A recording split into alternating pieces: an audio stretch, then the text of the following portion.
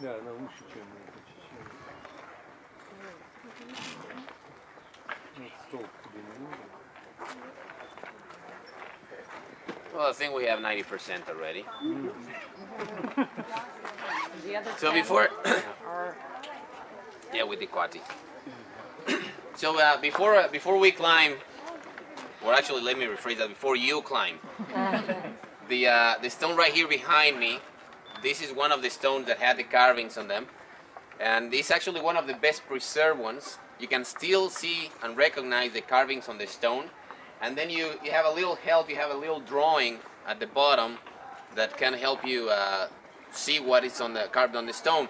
Now in this case, even though the glyphs have been deciphered in about 70% only, in this case it's pretty much deciphered totally. And you would read the glyphs from the upper left, from top to bottom, from left to right. You have most of the stone is occupied actually by the character, with a fancy headdress, a scepter across his chest, 2 more characters on his sides, and then 2 more below his feet.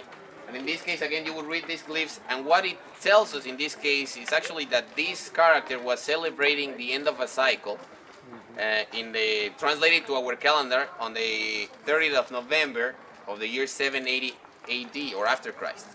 So about 1300 years ago. Then there was a name to the character as well, but this was scratched from the stone as well as his face. This is not in the modern days, this was actually back then. And when you see that, it's most likely that some other city came in, took over, and trying to get this character to be forgotten, they erased his name and his face. So whoever can read this, and not everybody could, but whoever could, they would be able to see what he did, but nobody would see who he was. So it's kind of, again, getting him to be forgotten. Then the title of the character is Halachwinik. Halachwinik translates into the true man. So that means he was a very important character here, a ruler, celebrating the end of a cycle in the 30th of November of the year 780 after Christ. This is the kind of historical events that we can pull out from these stones. In this city, it's pretty much just this. In Palenque, in Chiapas, you can tell just about everything about the ruler's family.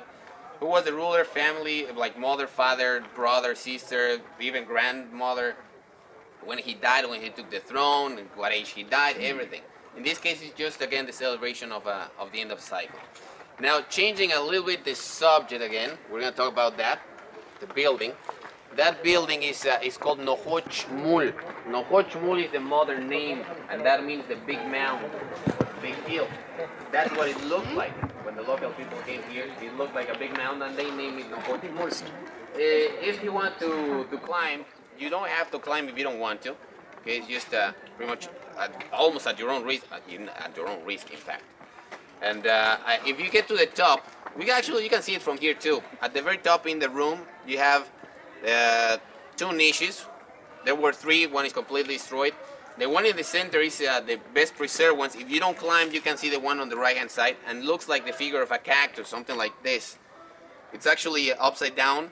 It's a god. It's upside down. These are the legs, held like a kilt, and the arms are in the same position, and then the face is looking forward. This could be either one of 2 gods. The descending god, which is the one that you can see in Tulum as well, or the Amukelkab, which is the saint or the patron of the beekeepers as well, which is half bee, half human, and therefore again it's just upside down with wings, the body, and then the legs on the bottom part. Now, in front of the room, if you climb, you have a quite big stone.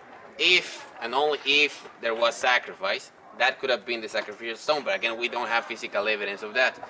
And let's try to imagine this cleared out of trees, perhaps even paved, and you standing here facing that temple covered with a lime plaster painted on red next to 55,000 people, and everybody focused on the very top. Now don't imagine it during the day, imagine it during the night. Okay, this is when most of the ceremonies were held at. For the Maya, remember the earth is flat, and then you have 13 levels in the upper world, 9 levels in the underworld. This is pretty much hours of the day. So you have the sun rising, that'll be 1 hour on the home of the living, then goes up, that'll be the upper world, and we're pretty much going with these levels too. And then you have sunrise is 1 hour, then 13 levels of the upper world, that means 14 hours, right? Then you have the sunset, which is 15, and you have 9 levels of the underworld, which is 15 plus 9, you get 24 hours of a day. So we're pretty much going with the levels, going through the night, we're going through the underworld. So we're pretty much spinning with all this, and we would be kind of upside down. So when we think of this as going up, for the Maya during the night is actually going down into the underworld.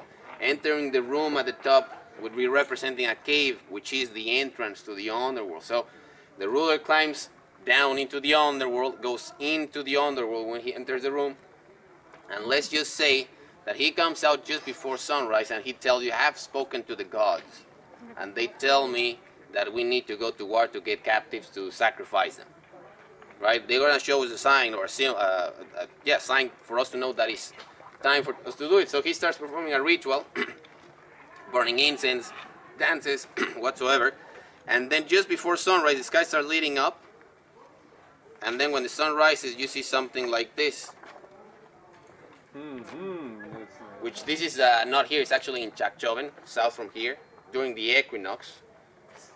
Okay, or better said, my personal favorite one, something like this. This is in Civichaltún, close to Mérida. Imagine the ruler in front of this encounter, like with a fancy headdress, telling you it's time to go to war. And you don't have a clue of astronomy. What would you do? Pretty much go to war, right? So we cannot say, obviously, we cannot say that they were doing this or saying that. I mean, there's no absolute way. I'm just trying to show you the potential use of the knowledge in the hands of the 5 or 10% of the population, which was the elite class. The other 9% was just pretty much manipulated, which is what we have today still, just on the TV or the media. But anyway, this is what they were perhaps doing. That means that they could line up their buildings for sunrise or sunset, the specific days of the year, shortest day of the year, longest day of the year, equinoxes. They knew the face of the moon. They knew Venus as a morning star, as an evening star. They could predict eclipses as far as 33 years in advance. So they were really good at what they were doing. And somebody asked me how they were building this. Most likely, lower classes quarrying the stone, bringing it in, pretty much piling it up.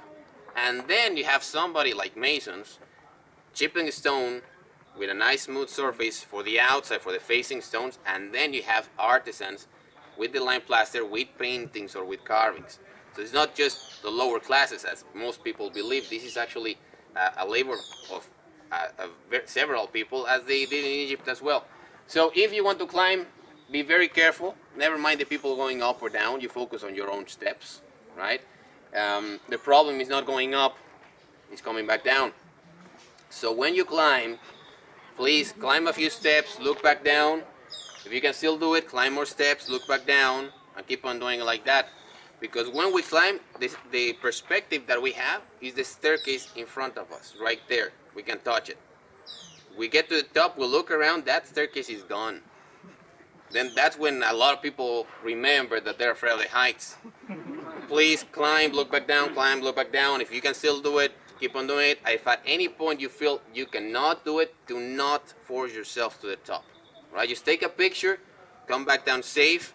If anybody asks, you were on your way down on that picture. Right? Nobody needs to know anything else. Nobody. So let's say about 20-25 minutes, right? And I'll meet everybody just under the thatch roof back here to go back to the bus.